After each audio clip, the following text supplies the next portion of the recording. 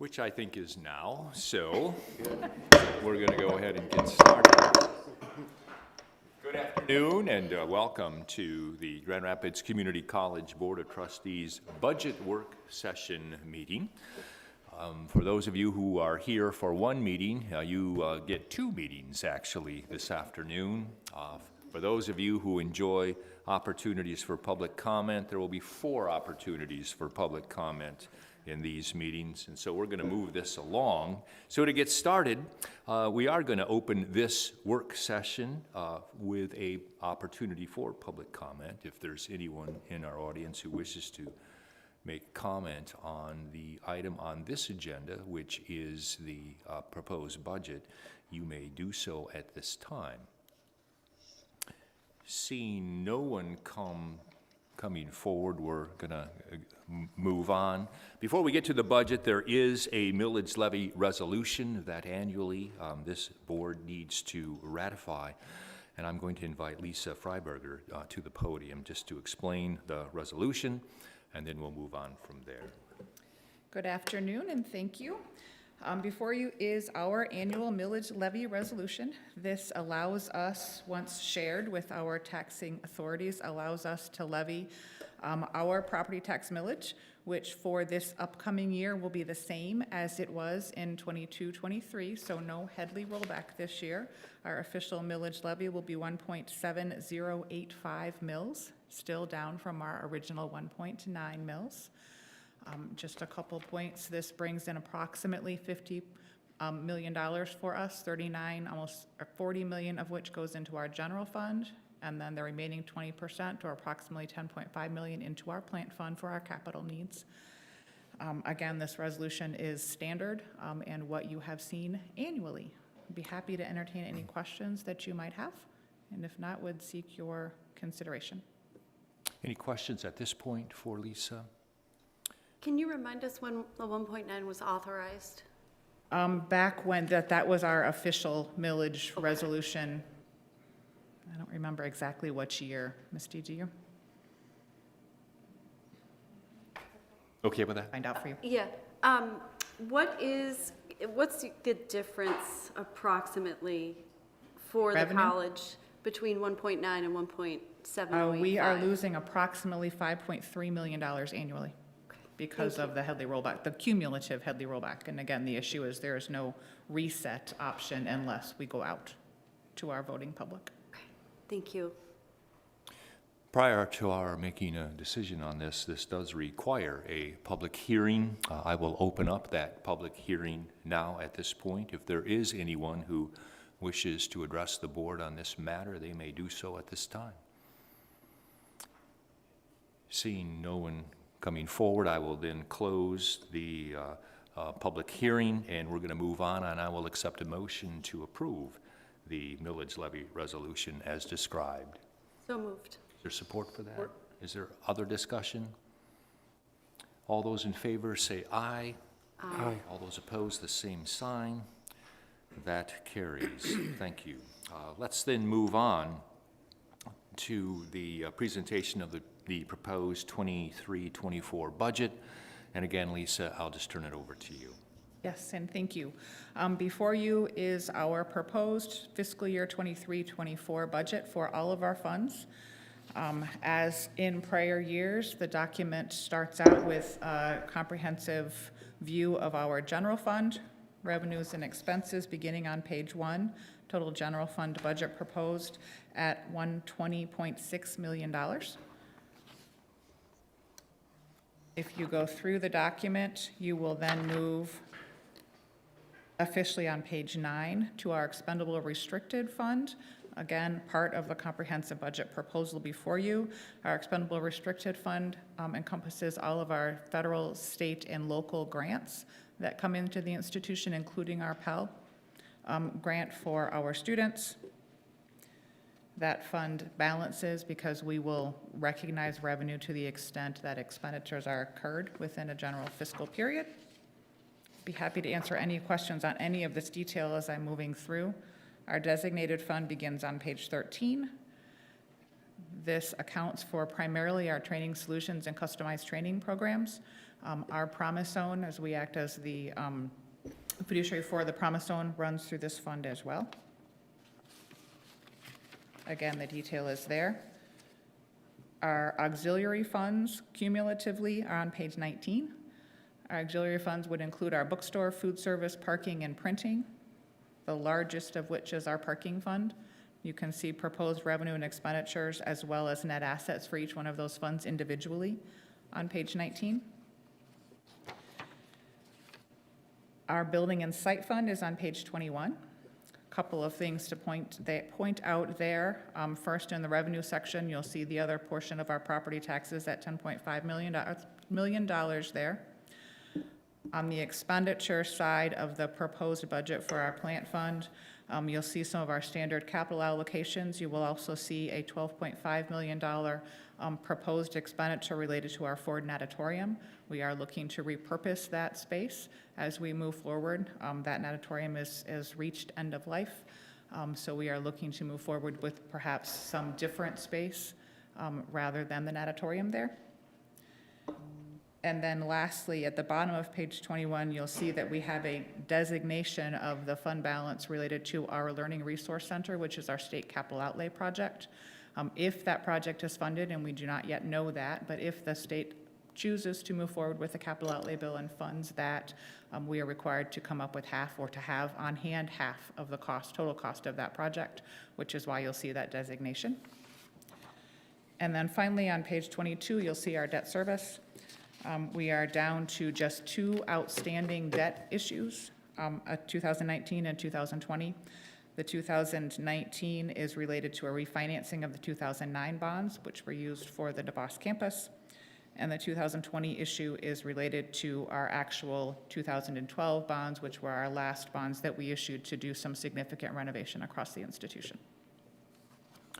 Thank you. That, I would be happy to answer any questions that you might have.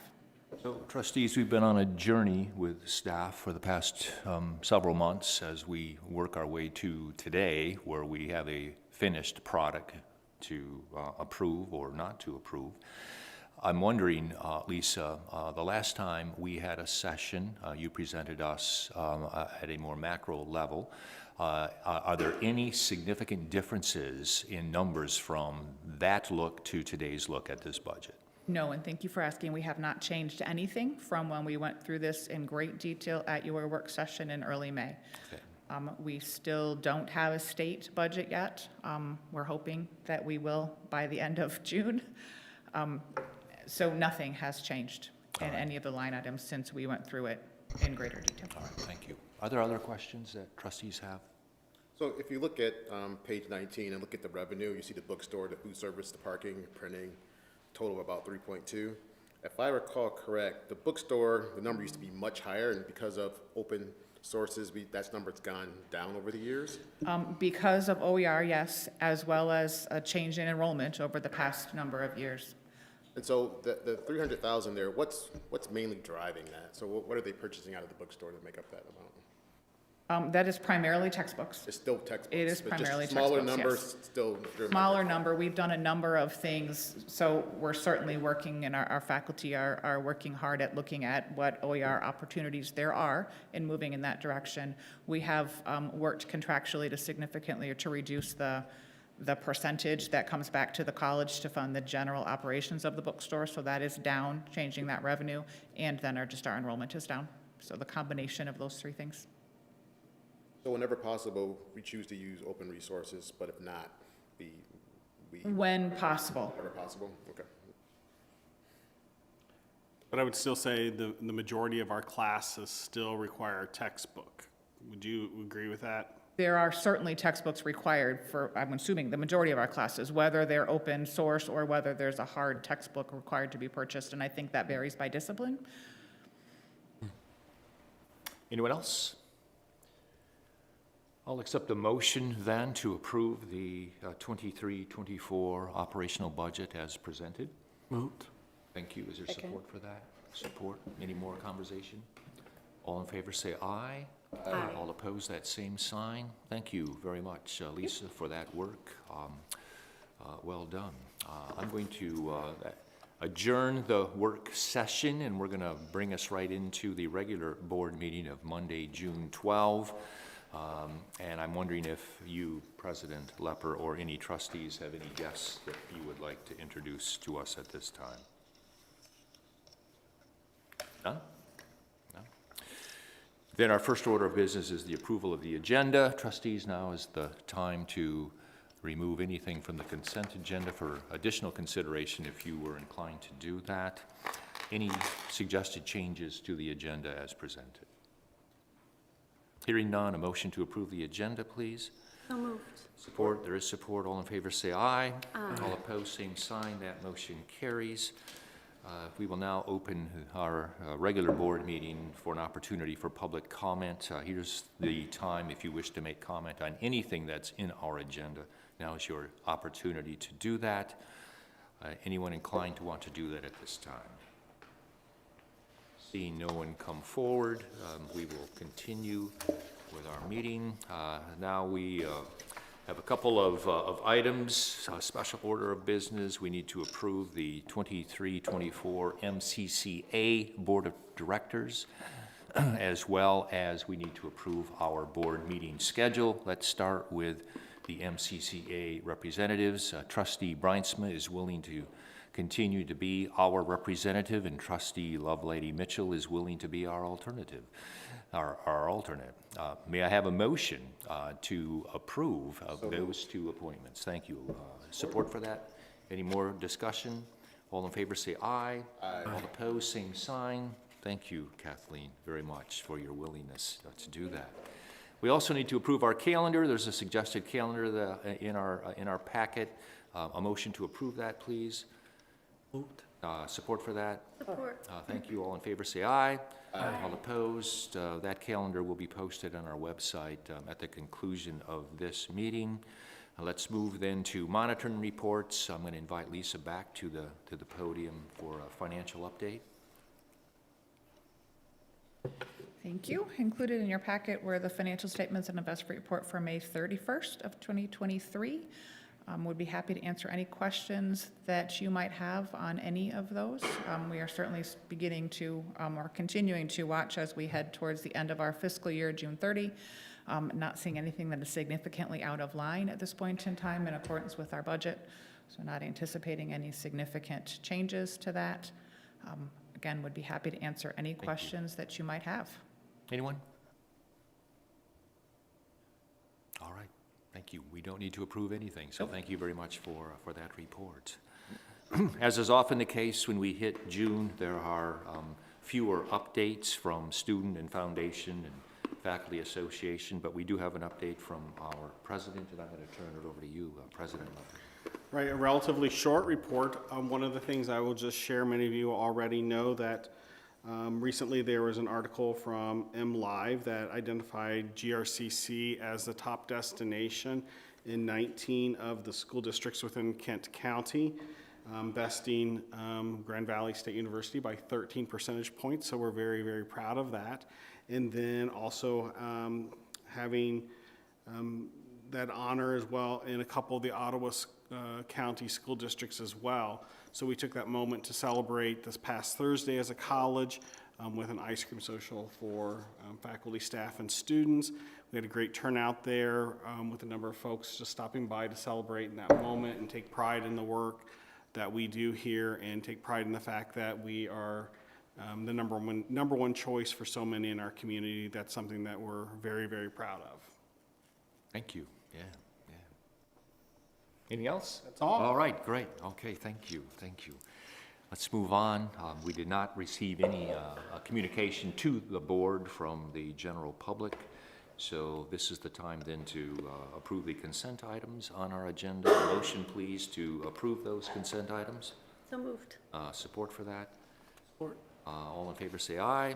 Aye. All opposed, same sign. Let's go to purchases over 100,000. Of which I believe there was one. A motion, please, to approve that. So moved. Thank you. Support for that? Support. If there's support, any discussion on that? All in favor say aye. Aye. All opposed, same sign. Now, we do have some contracts that we need to approve, the first of which is the Alliance of Professional Support Staff. I'm going to invite Lisa to the podium to highlight. Brett.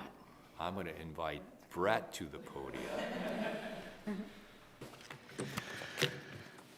Good afternoon. I am pleased this afternoon to present for your consideration our tentative agreement with our APSS bargaining unit group. As you know, our APSS group is comprised of the college's professional support staff. It's close to or approximately 100 employees. Their current collective bargaining agreement is a 3-year contract that runs through the end of the college's fiscal year this year, so June 30th. You've previously been briefed on the details contained within that agreement, and I'll reiterate some of those in a moment here, together, of course, with answering any questions that you may have. But first, I would like to say a special word of thanks to our teams for their hard work and diligence throughout this process.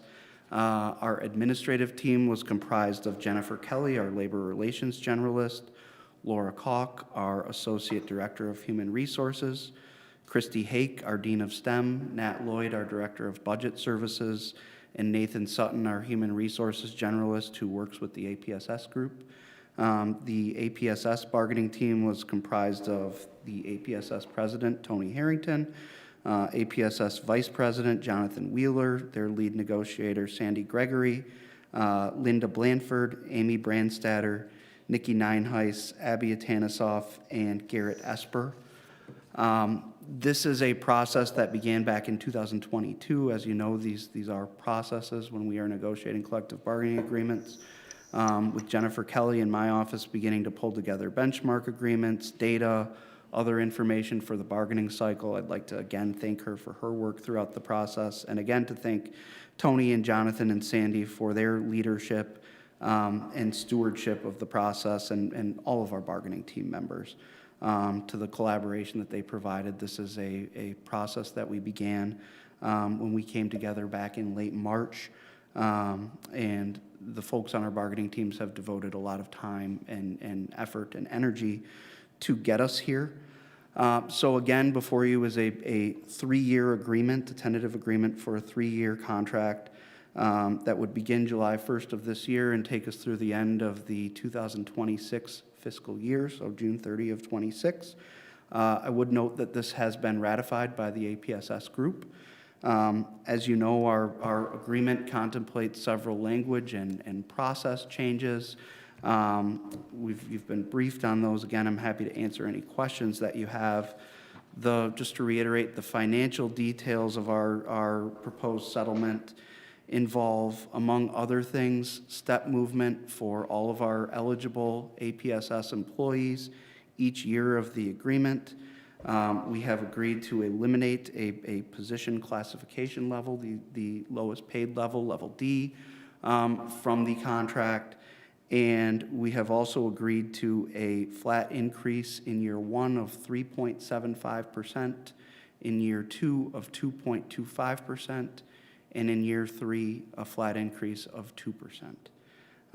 Again, thank you for your consideration. I am happy to answer any questions that you might have. Again, trustees, we were briefed on the details of this a week or so ago. Any additional questions for Brett at this point? Hearing none, then a motion, please, to approve the APSS contract as described by Brett. Support? There is support. All in favor say aye. Aye. All opposed, same sign. That motion does carry. So thanks, Brett. Thank you. For your work on that. We have another agreement that needs our ratification. That's the meet and confer compensation. I'm going to ask Christine to come to the podium. Welcome. Thank you. Yeah. Good afternoon. We'll turn it over to you. Absolutely. So in your packet, you should have a copy of a memo from me about the meet and confer recommendation for compensation increases. So we're seeking approval on 2 items related to meet and confer and executive leadership compensation. The first is a 4% pool of available budget dollars for merit increases for our meet and confer and executive level employees. That will be used in compensation increases, and that's based on performance reviews and their score on those performance reviews. The second component is adjustment to the bottom and top of the wage scales. So you'll see in the memo, the lower pay grades get a bit higher of an increase to the scale of around 4%, and then the higher level get a lower percentage, all the way up to just under a percentage point for one of the top grades. So again, this is partially to adjust the schedule as we typically do, also to address the recruitment needs. So we're seeing harder to fill positions specifically in that lower to mid-range of our meet and confer jobs, and rounding out those numbers for postings. Some current employees will fall below the new ranges, so they would be moved to the bottom of the new ranges, and then their merit increase would be calculated on top of that. And then the last thing to note is we are working on a request for proposal for a compensation study of our meet and confer employee group. So a comprehensive study was last done in 2009, 2010. So we're looking to go out for bid for a vendor for that. And I imagine, that work will happen between September of this year and February of next year, with recommendations for implementation for the next fiscal year. Thank you. Questions? Are there any questions? Again, we were briefed on the details of this earlier. Anyone else, any questions? I have a comment, not a question. I'm really glad that you're doing the full review of the meet and confer compensation. Just like the community that we serve, the businesses that we serve, we have a need for good talent here, so I appreciate that. I think that's a key attraction for talent. Thanks. We're excited about the work as well. Anyone else? Then I'll accept a motion to approve the meet and confer compensation as described by Christine. Support for that? All in favor say aye. Aye. All opposed, same sign. That motion also carries. And just a comment to you, Christine, and to you, Brett. The board is always impressed when you folks sit down with us and we work on parameters that are important to us and to this college, and as we try to tie our relationship to our employees with what we have passion for and our values, and then you carry that out and turn that into language that has numbers around it, and that lands into an agreement. We recognize how much work and how much cooperation that takes, and thank you very much for representing this body as well as what you do. We have a couple other matters that do need approval as well. Exempt contracts, and I'm going to turn that over to you, Dr. Lepper. Yes, similar to what Christine just outlined, and it is included in the memo from her, that my recommendation is for executive leadership, which are primarily direct reports to the president, to increase their salary a pool 4% as well, which would mirror meet and confer. And that does need our approval as well. So a motion, please, to approve that. So moved. Support for that? Support, thank you. Any more conversation? All in favor say aye. Aye. All opposed, the same sign. That motion also carries. And there's one other matter that's personnel related that needs our approval. The board has completed its review of Dr. Lepper. I would say annual review. It hasn't been annual. It's a review of since he began with us in January. And we are just incredibly delighted to just let the public know how pleased we are with his performance. He effectively addressed and met any and all of our expectations.